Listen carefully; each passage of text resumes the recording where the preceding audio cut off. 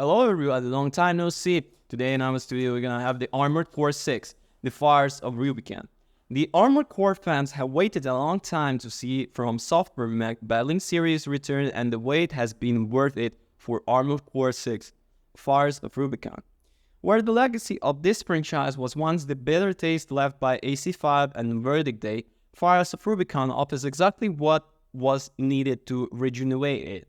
This title is a return to form, a breath of fresh air, and carefully composed melody of the lessons the studio has learned during the interim years.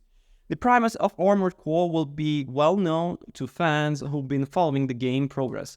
Corporate and rebellion native forces clash across Titan battlefields on the battle planet Rubicon for control of Quora. Well, that's the powerful substance with the potential to further humanity or either to destroy it. With the memories of the solar system-wide firestorm caused by the last coral exploitation subside in collective consciousness, you a mech with a number for a name deployed by your handler to take down the coral on Rubicon and buy back your life, often all expense of the lives of others. The mission reflects this in striking form. You start out taking an odd jobs for corporations. These escalate from pretty sabotage mission against each other to full assaults against the Rubiconian Liberation Front.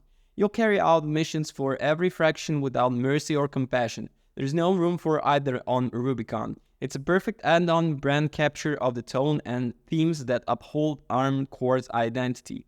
Enemy dialogue humanizes opponents in a way that better personifies the brutal dystopian attitude and the undercuts this word. It reminds you that while AC makes you stronger, you're still as powerless as them without the grander schemes of things. The main direction of the story unfolds mission by mission carries this tone forward, exploring the familiar world of corporate colonialism, greed, and hardship that plunges humanity rings into the stars. Yet it never feels repetitive for the older times. Fires of Rubicon is very much its own narrative, with twists, turns, misery, and powerful messaging. The word of A6 isn't upheld by a gold standard story alone. Soundtrack and visuals fire at full capacity in Armored Core 6, having somehow only improved upon the gorgeous spectacle of Elden Ring. The soundtrack in this game is phenomenal. Boss fights are punctuated by distinct music which borders on the alien or supernatural, the best times. Quiet momentums make room for somber, reflective tones reminiscent for answers. Every weapon discharge and each HUD warning is electrifying, and builds a grounded sensation of the levels you're experiencing. The visual style is no less profound. Brutalism and futurism collide. Everything from the mass-produced MTs you crave throughout the half-abandoned structures that you all skill the reflect things. Complaints about graphical fidelity feel small in light of gorgeous balance of color, grayscale, and purposely designed on play. Mechanics are where the game heart lies though, and fans won't be disappointed. There is a clear and expert understanding of what made these games great from the developers at FromSoftware. You'll be find the span of AC4 and the challenge of Last Raven here. Things move quickly, but with modern game design, AC are easier to handle than ever, even on mouse and keyboard. Dodging, assaulting, boosting assault armor, and flight all return to name just a few features.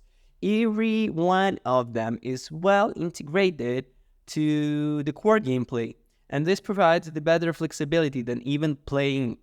AC6 continues the proud series legacy of polishing the core mechanics from previous iterations. Only minor issues like the poor balance of missiles due to minimum range equipment stand as out complaints. Just as important as mech building and mech fighting that returns in Top Form 2. You can choose your legs, arms, head, core, generator, right and left arms weapon, shoulder weapons, boosters, guidance systems, and you can fine-tune your operating system. Everything from reverse joint legs and threes to pile drivers and plasma rifles are unblockable and perkable, giving your exceptional input in your build design. It's a shame that it wasn't more ambitious, while it might have been less ergonomic. Having even greater control over the modification of components might have really made Armored Core 6 mech building stand out from the rest of the series. Nonetheless, the VHAL is still excellent and players still likely find themselves well satisfied with what's an offer. You'll need to unlock parts and try new builds if you want to compete against the standout feature of Armored Core 6 identity. Bosses have become a staple in FromSoftware IP. The developer brings the design renaissance to the series in gloriously brutal fashion, thrilling, brutal battles. Voltus is a great example of this. A boss you encounter on the end of a chapter, much like Margit Fell Omen. He's a skill check, blocking your path to the next stage of the game. That's the only similarity, because Voltus is blindly fast, highly aggressive, and boasts an absurd large arsenal. Just like a perfect Soul boss, I begin with the impression of overwhelming hopeless at the challenge. I tried over and over again and started to learn counters for these moves. Challenge shifted the potentially for victory manifesting, and one long difficult attempt, I'll beat him.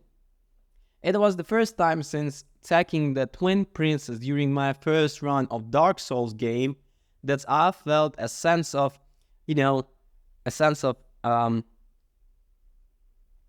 satisfaction that profound. Well, but I should say that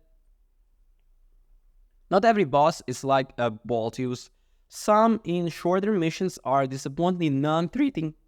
The arena, at least its lower ranks, has yet to produce and truly worthy opponents throughout. It remains engaging and extremely satisfying to participate in.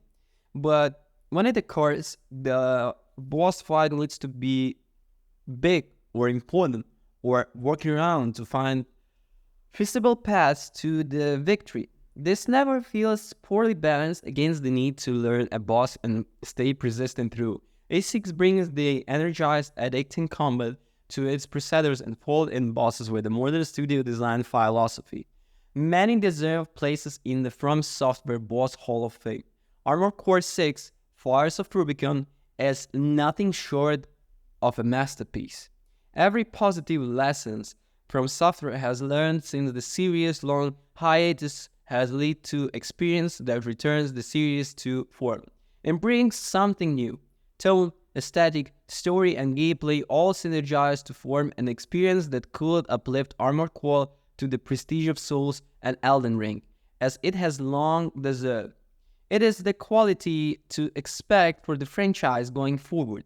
Then, despite its dark dystopian setting, Armored Core has a bright future ahead of it. What I didn't like is some minor gameplay mechanics and the balancing tweaks. So it's a masterful return to forms of the series that incorporates the modern design philosophies from the software. It's a dystopian world with a brutally gorgeous aesthetics and refined gameplay, elevated by exceptional boss battles. Any fan of the series, new or old, will find something to love. Yeah, don't forget to comment, write, and subscribe. Peace.